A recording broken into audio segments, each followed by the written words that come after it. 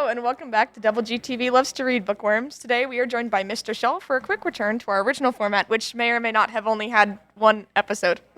Hello, how's everybody doing today? I'm good. How are you? I'm good. I'm losing my things. Hold on. All right, to start things off, Mr. Shull is going to be talking about... I'm going to be talking about Dungeon Crawler Carl. Ooh. Okay. So, I had lots of options for this. I wasn't sure what I wanted to pick. I didn't know if I wanted to pick my favorite Roman literature book, favorite thing. But I'm on a new adventure right now, and this is the most unique thing that I've ever read. So I figured I'd have to explore this one to open some ears to this. The author it's not anybody that you've really ever heard. It's Matt Denneman. Okay. And he really has only ever wrote Dungeon Crawler Carl, and I say that because there are 7 books, so it's not like he hasn't wrote anything, because he's definitely wrote all 7. There's lots of them. They all have, if anybody looks at Goodreads, they're all in the 4, 5, 4, 6s, and they all get better. So one of the things that I've noticed about fantasy series or anybody else that reads is sometimes like the second book will get terrible, or the ends of them will be bad. The whole thing just gets better and better and better and better. So that's a good thing for me. That's why I liked it. But all right, are you ready for the crazy plot of this? So I brought the book I'm excited. just so you could see the meme of what this book looks like. Oh, I love it. Okay, so All right, it looks cool. This is a story of Carl. All right, so Carl is his girlfriend was cheating on him. So so he's in house by himself, but he was watching their cat. The cat's name is Princess Donut. Love that. Okay. Yes. So just going with that. And the cat runs away, and as the cat runs away, the world collapses and everyone dies. And since he was not in a building, him and Princess Donut don't die. And then, since him and Princess don't die, they get teleported to a dungeon. As weird as that sounds. And the very important thing is, the irony is, his cat ran out the window at 2 o'clock in the morning. So he was wearing a leather jacket, his boxers, and pink Crocs from his girlfriend. Okay. So this whole book is him wearing a leather jacket, his boxers, and pink Crocs, with his $5,000 cat. All right. Yeah, it's awesome. Was she like the anchor being of that universe or something? So the whole idea is this. So the aliens. And by the way, this is not a spoiler. This all happens in the first 3 pages. So none of this is a spoiler. All right. So it's fast-paced. So the whole book, it's technically the genre is classified as like lit RPG fantasy. I don't even know what that is. But what the idea is aliens colonize planets, and they take them and they steal their resources, and they use their resources. But when they steal their resources, any of the organisms that don't die when they steal the resources, they take them and they put them on in a dungeon, and it's televised to all of the alien species. So it's almost, think of yourself as what's a movie? Have you guys ever heard of The Running Man? It was an 80s movie with Arnold Schwarzenegger, probably not. Have you ever heard of Ready Player One? Uh-huh. It's kind of like Ready Player One vibes with the Running Man vibes, because it's these people that are alive trying to go through this dungeon. It's like D&D crossed Yes, with it's the Hunger literally Games, basically. like D&D crossed with the Hunger Games, and it's this dude going through trying to survive all of this stuff with his cat. And It sounds horrifying. it's absolutely hilarious. And the best part is so there's loot, and he gains loot to kill stuff and all of this, and then his once again, this is not spoilers because this happens in the first 2 chapters. His cat gets a cookie toy, and his cat can start talking, and it's a prissy cat like you would think. And it's one of the most I'm actively reading this laughing out loud. So it's hilarious. And this is only the first one, and there's 7 of them. So I'm very excited for all of this. So there's 7. There's 7. Yes, and I'm 100% going to read all 7. You won't be able to best mine. No. There's 13 of them. So that's good. But yeah, highly recommended if you are. It's so I kind of wanted a break from I usually read epic high fantasy. I need glossaries and maps, and every 3 pages I'm flipping back to the glossaries, and I wanted a break from that. So this is what we're doing, and it turns out that this is absolutely hilarious, and I'm loving it. I'm loving every bit of it, and I don't see myself not reading all 7 in a row. So yeah. Very nice. Actually sounds so horrifying, because even playing D&D, when the leader of our group will flip, and it'll show us the book of the monster manual and what they look like, almost the entire table goes, oh my god, no! I can't imagine being faced with one of those things in real life. I would be like, actually, you guys can just kill me now. Like, just take me out. I'm good. Yeah, it's pretty Alright. it's pretty hilarious. And then like the cat in this is all scared to do anything, but it's and then there's little goblins and yeah, and it's hilarious. It's awesome. So yeah, if you could see the cover, which you can't obviously because it's a podcast, but it's just like it's just a giant meme book and it's awesome. All right, for me, I brought Interview with the Vampire. This is one of my favorite books. Like I said, there are 13 of these books. That's a lot. I'm only a lot. like just at the like last like 30 pages of book 1. It's been a while. Anne Rice is the author for this. She wrote Interview with the Vampire specifically for her daughter Michelle, who died of leukemia. I don't remember how old she was. I think she was 5 or something, because Claudia was 5, and Claudia is supposed to be That's awful. like the metaphor for her kid, which makes so many things in this book so questionable.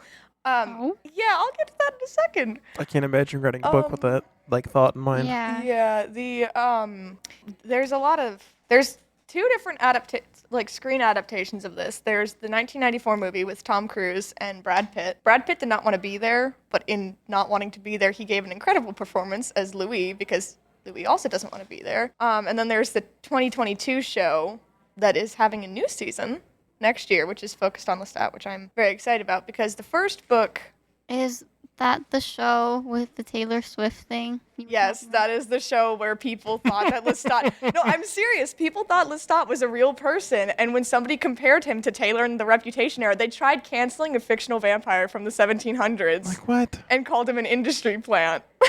What? Yeah, I'm serious. It's an actual thing that happened. But, so, it's got that. There was also a musical for a while. I believe Elton John wrote it. No It way. was- Kind of love Elton John. It was kind of bad, but you know what? It's kind of iconic as well. So our book starts with this mortal boy who doesn't get a name until the 3rd book. His name is Daniel Malloy, by the way. He's a journalist. He's interviewing Louis, the vampire, which, title of the Who book, knew? right? Wow. Shocker. But so Louis talks about his life. He kind of talks about like just before he was turned, which they do change in the movie and say that he had a wife and kids. He did not. He didn't. It was his brother Paul that had, it varies, but he still like dies, by his own hand, and that, which is part of why Louis didn't want to be around anymore.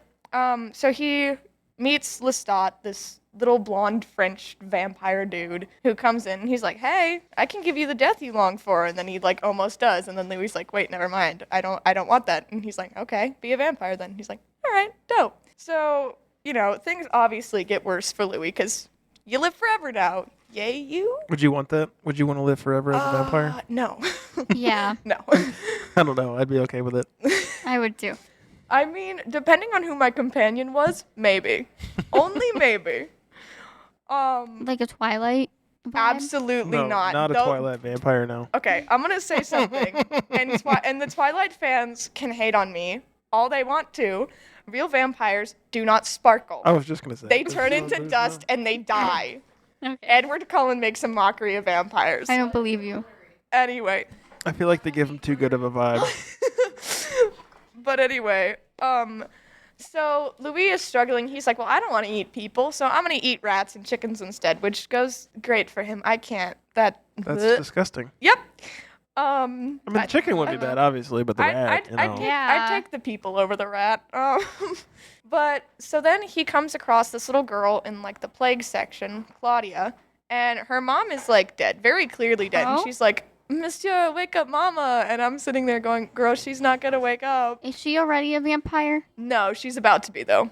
Oh, spoiler alert. Yeah, well, I mean, Well, I mean, it's this a has vampire been around book. since I feel like a the vampire. 70s. I feel like a vampire book. Everyone's gonna get turned Yeah. into. I mean, that's what a vampire does. And then Wait, when did the book come out? 70s? yeah, I think so. That was my question. Anyway, but so he like almost kills her, and then he's like, no, I feel bad, this is a little kid. And so then he leaves, and Lestat's like, this one line absolutely killed me. Lestat says like, I'm like a mother, I want a child. And everybody compares like Lestat and Claudia to mother and daughter, and I'm like, okay. So Anne Rice, what is this? But so, that Lestat brings Claudia, and he's like, here, you can have that one. And he's like, well, I don't want to kill her. And he's like, great, I'll turn her then. So she gets turned. They're a happy family for a while. And then things start going awry because Lestat won't tell them anything. He doesn't know much of anything and was threatened that if he told them that something bad would happen, which comes out later. Not in this book, but...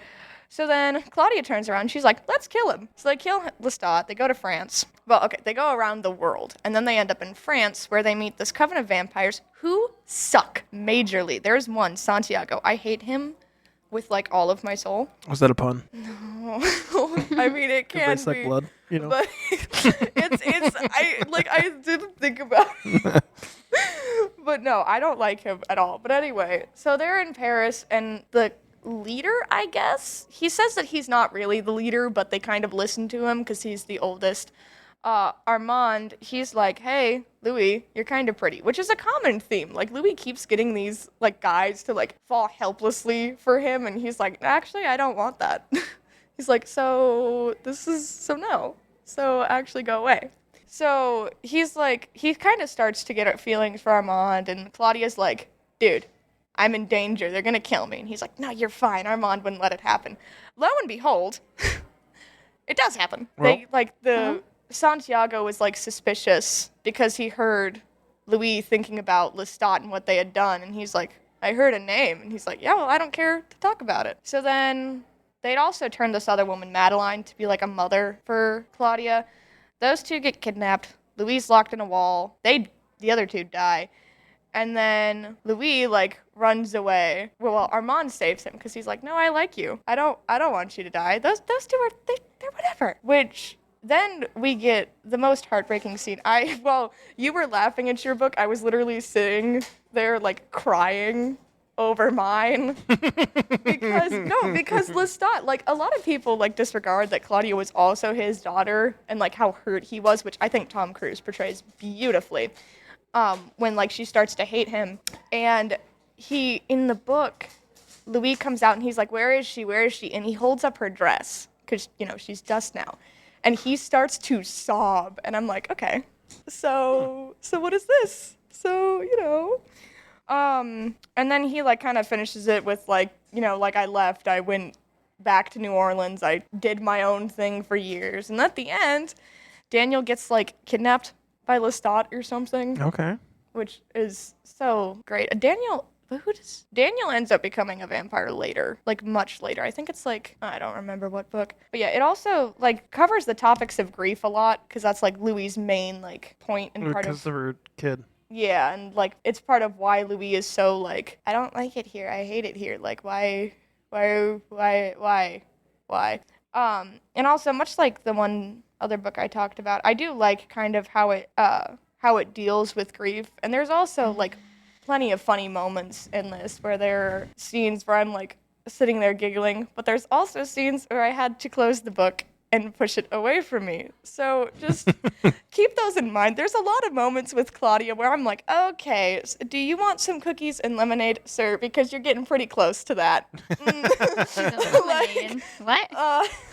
It's a reference to the To Catch a Predator show, Lindsey. Oh, never heard of it. Yeah, I like screamed one time when I read something and, like, slammed my book down, and my friend looked at me and they were like, what just happened? I'm like, I don't want to open this again. I'm done for a while. Yeah, I, like, closed it and then I, like, begrudgingly opened it again and, like, I gotta finish this book. I gotta do it. But yeah, that's my book. I like it because it's very, like, it's a little bland, and it's sometimes hard to read, because there's, like, no paragraph breaks for dialogue, because it's just Louis narrating his own story. The whole thing. Uh-huh. So there's, like, a lack of dialogue tags 90% of the no. time, and I'm like, was that him? No, wait, what? Oh, no. When I started reading this, I had to stop reading, because I was like, look, I knew it was English, and I knew it was words that I knew, but it was, like, not. It was not registering. No. Yep. Lindsey. Oh, is it my turn? Yeah, let's hear it. Okay, so my book is a memoir because that's all I read. But I chose The Glass Castle by Jeannette Walls. Ooh. It was published in 2005, and the book is about her life growing up in poverty with her parents and her siblings. And it starts off with her recalling a memory about when she was around, I think 5. She was cooking hot dogs on the stove, and the water like came up and splashed her, and she had like burns. So they took her to the hospital, but they didn't want to like keep her there because her dad is like the main, I guess, ringleader. I guess he's an alcoholic. And he thinks the government's after them. So he doesn't want to keep her in the hospital. So they break her out and they drive to a new state, basically. But, yeah, so the book is very, like, it's kind of very, I don't know the word. Hold on. I have stuff written, I promise. Does he wear a tinfoil hat at some point? He does not. Oh, man. But the title, The Glass Castle, comes from this promise he made that he was going to build this big glass castle for his family and there's like for them to grow up and raise their kids. But it never happens because it's impossible because they're always moving place to place because he was getting in trouble and the mom's not very there. She's very distant and they're all constantly moving. There's not a glass castle. There's no stability. There's no stability and they don't have much money. And they used to go bounce back and forth with living with their mom's parents, but then they died. So they lost that connection. That was like a broken tree branch. And then the dad's parents they're kind of crazy. They're very abusive. They're not good people. It feels kind of crazy to me that he was like, oh yeah, glass castle, as he's actively like freaked out about the government watching him. And he's like, we're going to live in a house that's entirely see-through. Oh, exactly. But a lot of the book is just Jeannette reflecting on the relationships with their parents and like what they went through because none of it was normal. And there was also the loss of her sibling before she was born, I'm pretty sure it was. So they lost the child, and then they had 2 more after that. And it talks a lot about that and how the mom can never really love her younger 2 children because she lost that baby before those kids. That would be hard. Yeah. Like as I guess the only like parent, it would be really difficult. Because like once you have kids, it's just I don't know. Everything you would do would remind you of that kid. Yeah. So everything you do in your life is just a traumatic experience from that point out. Which, yeah, it'd be terrible. God, our books deal with a lot of dead kids today. What is happening? Say, like, mine's funny. Your guys' are We have sad books. Sad. Really sad. Yeah.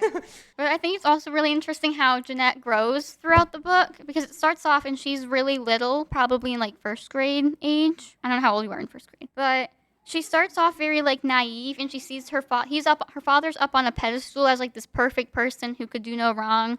And, like, he's, like, the person who holds their family together. But as she, like, starts growing up, she kind of learns that he's not this great person that she idolizes. He's actually, like, a sick person who's an alcoholic and isn't doing good for their family. And so it's very, like, interesting when she finally moves away and goes to college.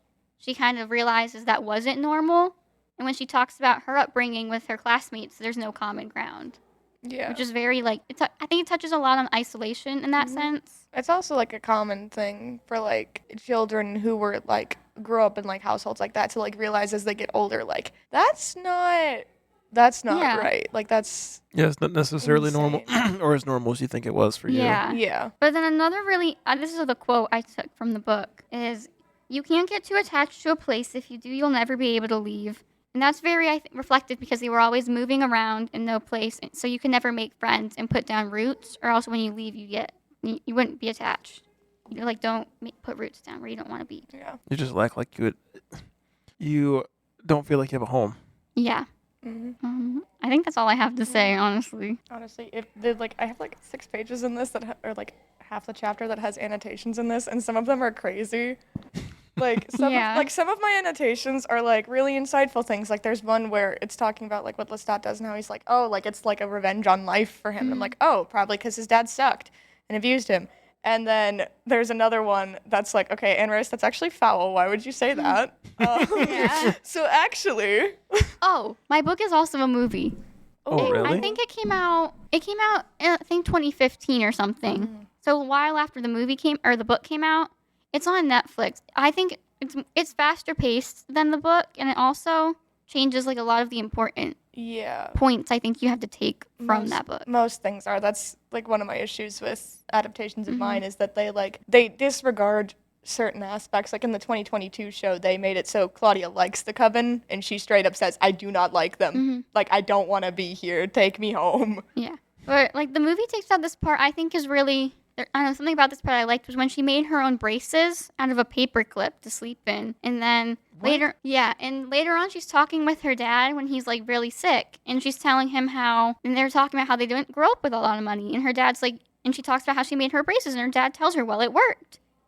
But really she ended up paying to get her teeth fixed after she made all this money when she got older. But I think it's just very like how we remember different things, how parents remember one thing a certain way in traumatic households, and then kids remember it differently. Yeah. Yeah, I could see that. I'm not going to say I had a traumatic household growing up, but I could see that. Even in like non-traumatic Yeah. households, like sometimes kids will be like telling a story and their parent will be like, "What are you on?" And the kid's like, "No, I swear there were other witnesses who agree with me on this. What are you on?" Yeah, it's all perspective. Yeah. Right? I had a normal. I shouldn't say normal.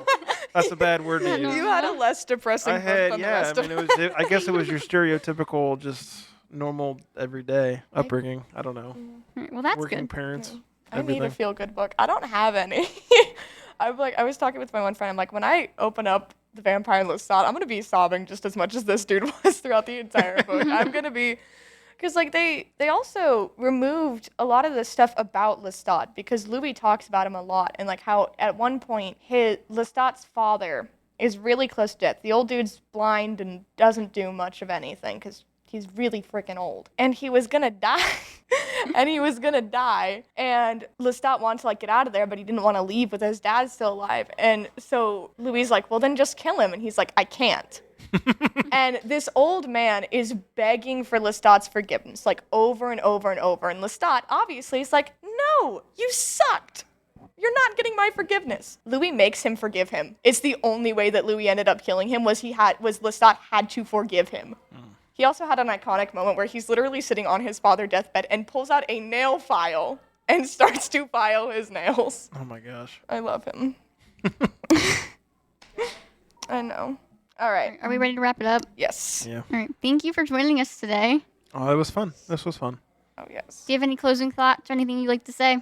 No, not really. Go read Dungeon Crawler, Carl. I think I will. Sounds pretty good. Me too, honestly. I need a book pick me up right now. Yeah. Yeah, this is a pick me up. Don't go read your sad stuff. This is happy, laughy.